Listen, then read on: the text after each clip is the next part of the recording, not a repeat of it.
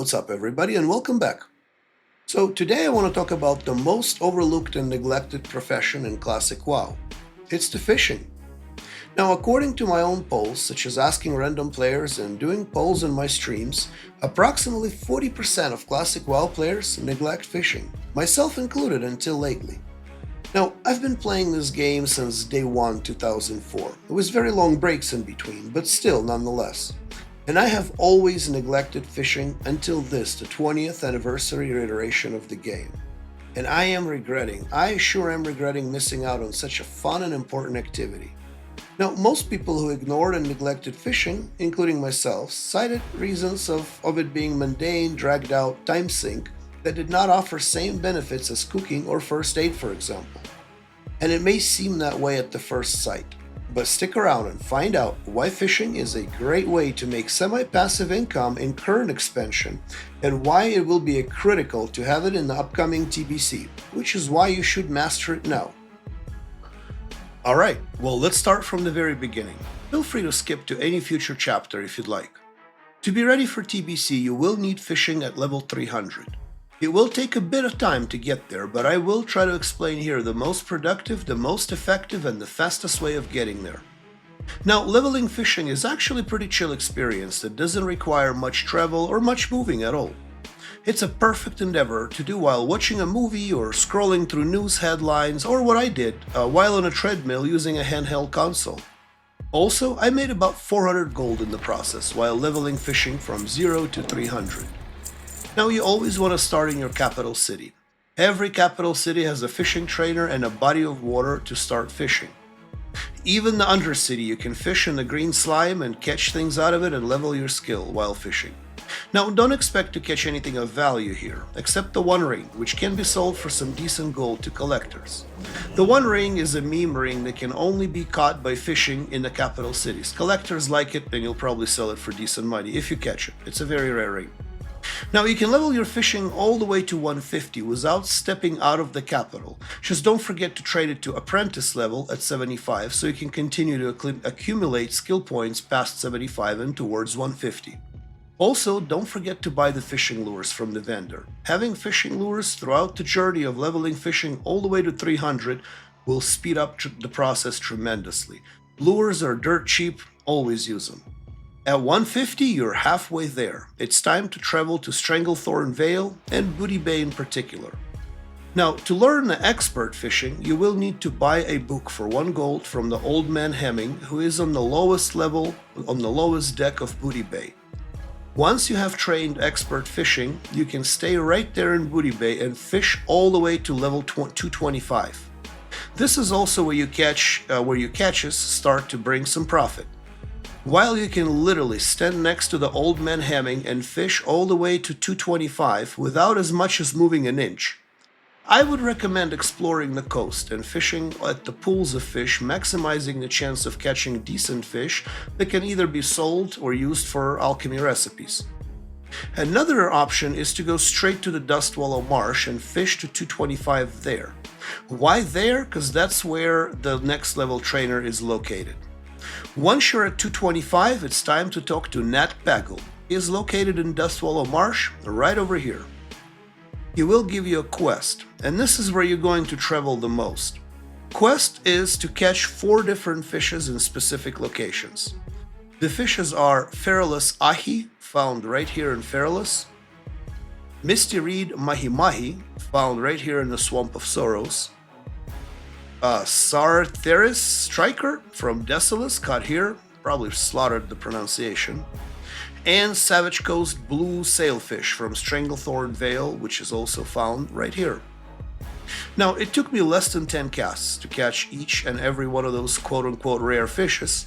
Once you have them all, it's back to Nat Bagel, and ta-da, you're an artisan fisherman. Now, to level it to 300, head out to Tenaris or Feralus. You can fish all the way to 300 there. That's it. That's pretty much it. That's the leveling part. Now, if you want to make some gold while in the TBC waiting room, head out to Tenaris or Feralus. Just ride down the coast looking for pools of fish and fish them. Once you've fished all of the pools along the coast, layer to a new layer and rinse and repeat. You're mainly looking for fish used for alchemy, like the oily blackmouth and stone scale eel, and whatever else you catch in between. I did that for an hour, and here's my catch. That's not a bad catch. If you want the most variety, however, in fishing, and being able to catch all of the available fishing catches and anything that can be fished, head to Ashara. Ashara has most variety of different things that can be caught and is also pretty good gold per hour. Now, I have learned prices vary wildly on anniversary servers, and what may cost 200 gold on my server may cost 500 on a U server, for example. I also highly recommend to take part in a Stranglethorn fishing extravaganza that occurs every Sunday at 2 p.m. I know it sucks that it takes place once a week on the same day at the same time every time.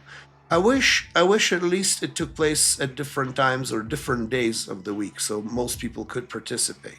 But anyway, while the grand prize is going to be quite hard to get, you may win other smaller prizes by catching some other rare fishes.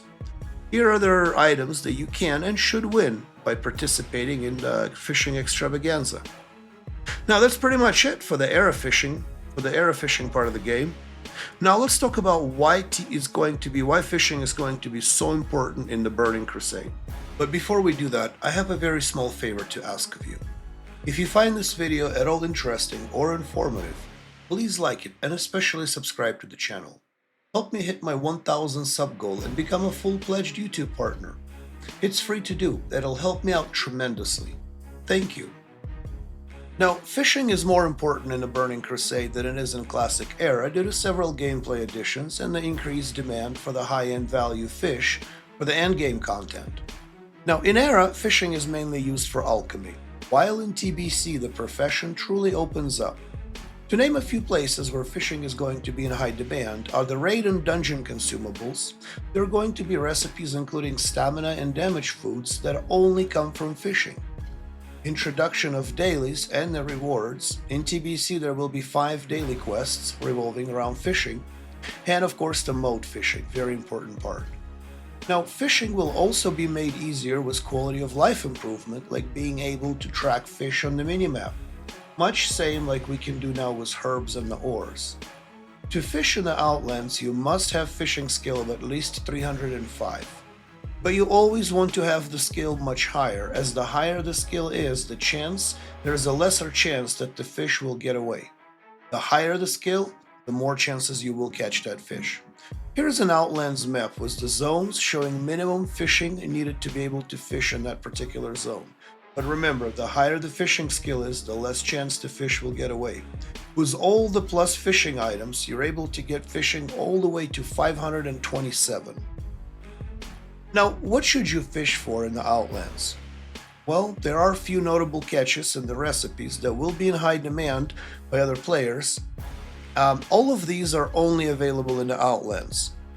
So we shall start with the Furious Crawdad and its recipe Spicy Crawdad, which is the best stam food, and Huge Spotted Felltail and the recipe The Fisherman's Feast, which is equivalent, it's the best stam food, it's just 2 different recipes.